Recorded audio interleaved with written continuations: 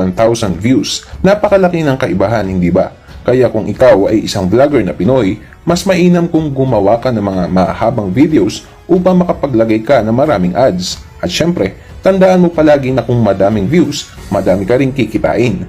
Kaibigan, sa palagay mo, magkano ang kinikita sa 1 million views sa isang video? Ang maaari mong kitain sa 1 milyong views ay 25,000 pataas. At syempre, nakabase pa rin ang paglaki ng kita mo sa dami ng advertisements na lumalabas sa iyong video. Magkano naman ang kita ng isang vlogger sa 1 view? Sa Pilipinas, ang maaari natin kitain sa isang view ay $0.000. Sa makatuwid, wala kang kita sa isang video view kahit pa ito ay may lumalabas na ads. Sa United States, ang maaari nating kitain sa isang view ay $0.00029.